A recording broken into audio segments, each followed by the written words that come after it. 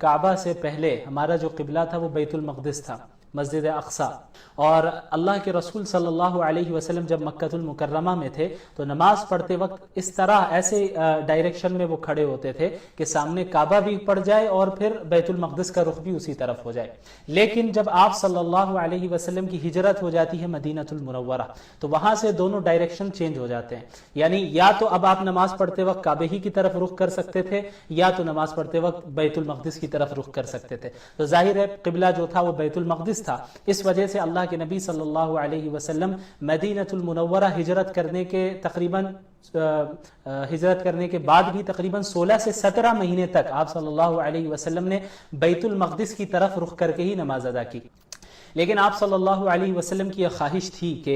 جس گھر کو حضرت ابراہیم علیہ السلام نے حضرت اسماعیل علیہ السلام کے ساتھ مل کر جس کی تعمیر کی ہے اس کو ہمارا قبلہ بنا دیا جائے، لیکن چونکہ اب تک اللہ کی طرف سے کوئی حکم نازل نہیں ہوا تھا، کوئی وحی ایسی نازل نہیں ہوئی تھی ریویلیشن جس میں یہ حکم ہو کہ آپ کعبے کی طرف رخ کر لیں، تو آپ صلی اللہ علیہ وسلم اللہ کے حکم کے ہی تابع تھے ظاہر ہے، تو وہ بیت المقدس ہی کی طرف رخ کر کے نماز پڑھتے رہے، یہاں تک کہ حکم نازل ہوا فَوَلِّ وَجْهَكَ شَطْرَ الْمَسْجِدِ الْحَرَامِ قَدْ نَرَىٰ تَقَلُّبَ وَجْهِكَ فِي السَّمَاءِ فَلَنُوَلِّيَنَّكَ قِبْلَةً تَرْضَاهَا کہ ہم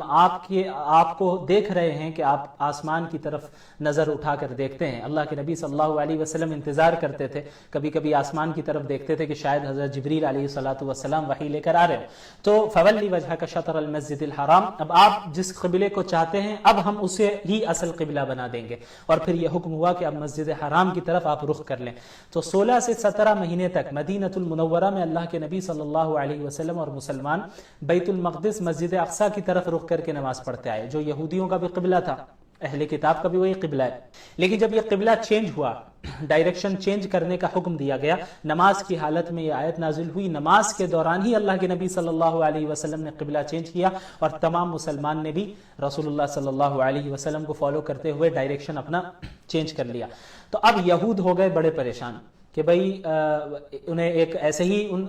سازش کر رہے تھے، انہیں چڑ تھی مسلمانوں سے، لیکن کم از کم قبلہ تو ایک ہی تھا، لیکن اب قبلہ بھی چینج ہو گیا تو اور زیادہ دشمنی بڑھ گئی، اور مذاق اڑانے لگے اللہ کے رسول صلی اللہ علیہ وسلم کا اور مسلمانوں کا کہ یہ بھئی کیسے نبی ہے، یہ کیسے مسلمان ہے کہ اب تک بیت المقدس کی طرف رخ کر کے نماز پڑھتے رہے، اب کعبے کی طرف رخ کر رہے ہیں، کبھی ادھر کر رہے ہیں کبھی ادھر کر رہے ہیں، یہ کیسے نبی ہے؟ تو اللہ تعالیٰ نے اس آیت کا نزول فرمایا قل للہ المشرق والمغرب، آپ کہہ دیجئے کہ مشرق اور مغرب، ایسٹ اینڈ ویسٹ، یہ سب اللہ کے ہیں، اصل ایسٹ نہیں ہے، اصل ویسٹ نہیں ہے، اصل نارتھ نہیں ہے، اصل ساؤتھ نہیں ہے، کسی ڈائریکشن کو کسی ڈائریکشن پر فضیلت حاصل نہیں ہے، کوئی مخصوص ڈائریکشن مقدس نہیں ہے، بلکہ تمام ڈائریکشنز برابر ہے، اصل تو اللہ کا حکم ہے۔ اللہ کا اب تک حکم تھا کہ بیت المقدس کی طرف رخ کر کے نماز پڑھو، تو ہم نماز اسی طرف رخ کر رہے تھے، اللہ کا اب حکم آ گیا کہ اب بھائی تم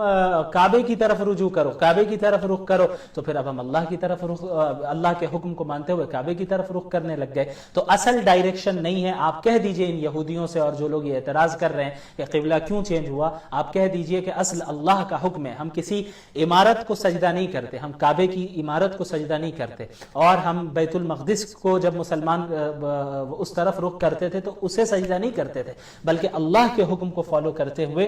اس طرف رخ کرتے تھے۔ تو بہرحال دوسرے پارے کی ابتدا تحویل قبلہ کے ہی ذکر سے ہوتی ہے۔ اس کے بعد ایک آیت ہے کما ارسلنا فیکم، دوسرے پارے میں کما ارسلنا فیکم رسولا منکم یتلو علیکم آیاتنا ویزکیکم ویعلمکم الکتاب والحکمہ ویعلمکم ما لم تکونوا تعلمون۔ اس آیت میں اللہ کے رسول صلی اللہ علیہ وسلم کی بعثت کے 4 بنیادی مقاصد بیان کیے گئے کہ آپ کو کیوں بھیجا گیا۔ سب سے پہلا مقصد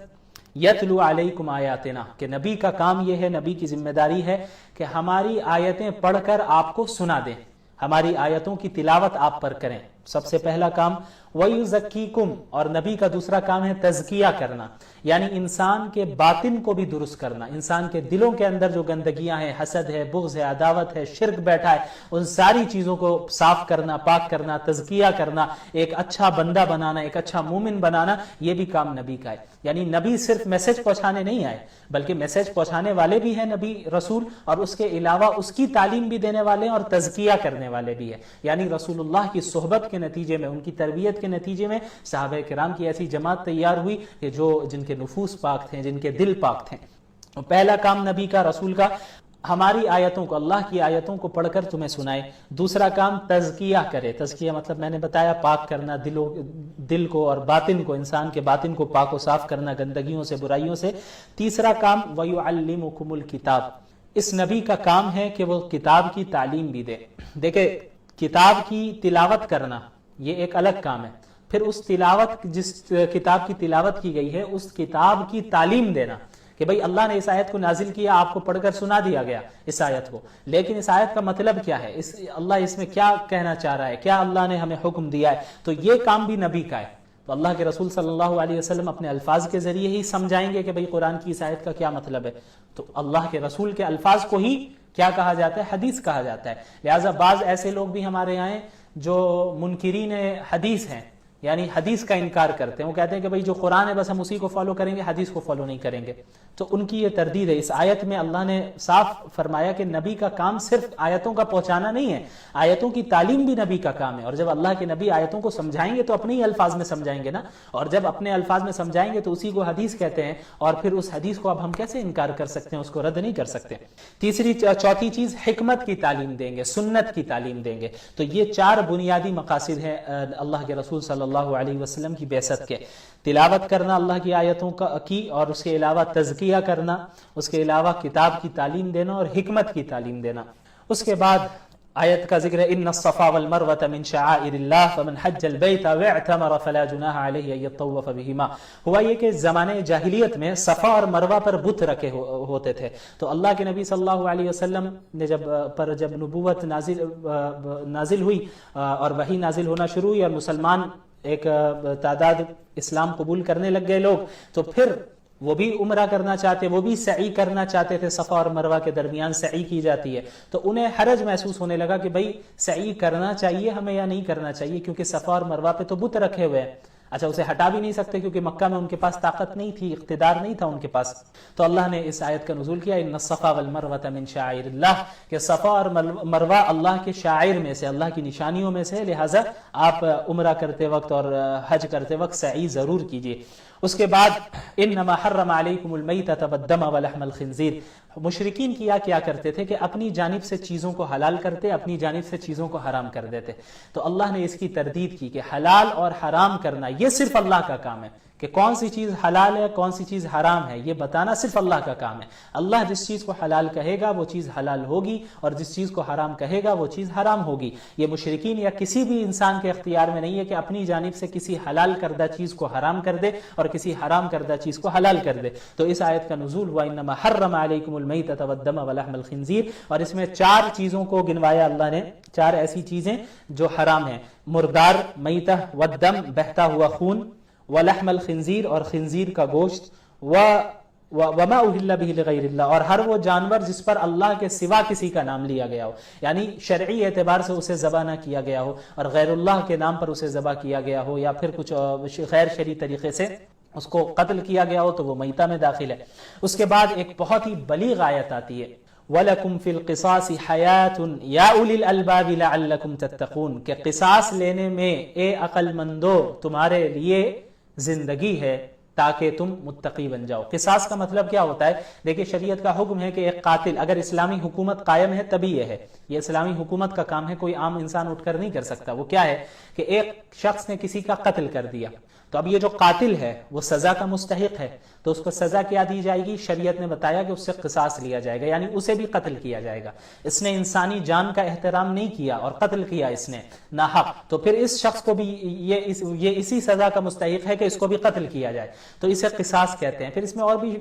یعنی مختلف پہلو ہیں کہ مقتول کے گھر والوں کو بھی اختیار دیا جاتا ہے، یا تو قاتل کو قتل کروا دے یا دیت لے لے، پیسے لے لے، اس تفصیل میں نہیں جانے والا۔ لیکن اللہ نے جو اس آیت میں کہا ہے کہ اے عقل مندو قصاص لینے میں، یعنی قاتل کو بھی قتل کی سزا دینے میں تمہارے لیے زندگی ہے، اے عقل مندو۔ اب آپ اندازہ لگائیں زندگی کیسے ہے؟ بظاہر تو لگ رہا ہے کہ قاتل کو قتل کیا جا رہا ہے تو وہ تو مر جا رہا ہے، زندگی کیسے ہے؟ لیکن آپ غور کریں کہ جب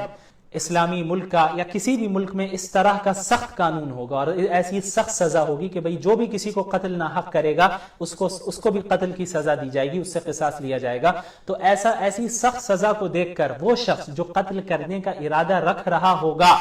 وہ باز آ جائے گا۔ تو اس طرح وہ قتل کرنے سے جب رک جائے گا تو اسے بھی سزا نہیں ملے گی، اس کو بھی زندگی مل گئی، اور جسے وہ قتل کرنا چاہ رہا ہوگا تو سزا کے ڈر سے اسے قتل نہیں کرے گا، تو جو مرنے والا تھا اس کی بھی زندگی بچ جائے گی۔ تو اس طرح اللہ رب العالمین نے فرمایا کہ قصاص لینے میں تمہارے لیے زندگی ہے، کہ قاتل بھی محفوظ ہو جائے گا، مقتول بھی محفوظ ہو جائے گا، یعنی قاتل قاتل نہیں بنے گا، مقتول مقتول نہیں بنے گا۔ تو کیا ہوگا کہ پورے معاشرے میں، پوری سوسائٹی میں ایک امن و امان قائم ہو جائے گا۔ اس کے بعد وصیت کا حکم ہے کہ اسلام میں جب میراث کے احکامات نازل نہیں ہوئے تھے، یعنی یہ نہیں بتایا گیا تھا کہ کس کو وراثت میں کتنا حصہ ملنا ہے، اس سے پہلے یہ آیت نازل ہوئی کتب علیکم اذا حضر احدکم الموت ان ترک خیرا، کہ تم میں سے جب کسی کو موت آئے تو وہ جو ہے وصیت کر دیں اپنے والدین کے لیے اور قریبی رشتہ داروں کے لیے۔ تو پہلے کیا ہوتا تھا کہ جو مرتا تھا تو اس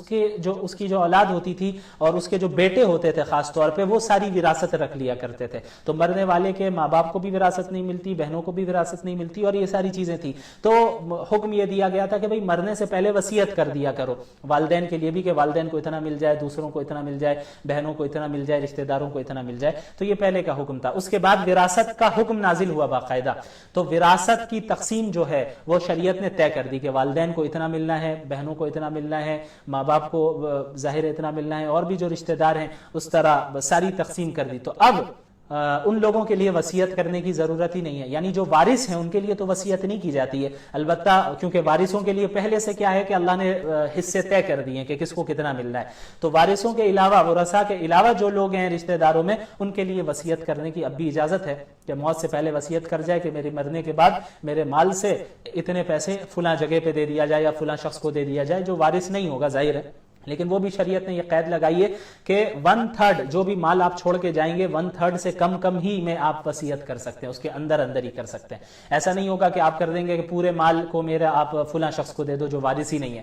تو یہ نہیں مانا جائے گا، کیونکہ جو وارثین ہیں ان کا بھی حق ہے۔ 1/3 حصے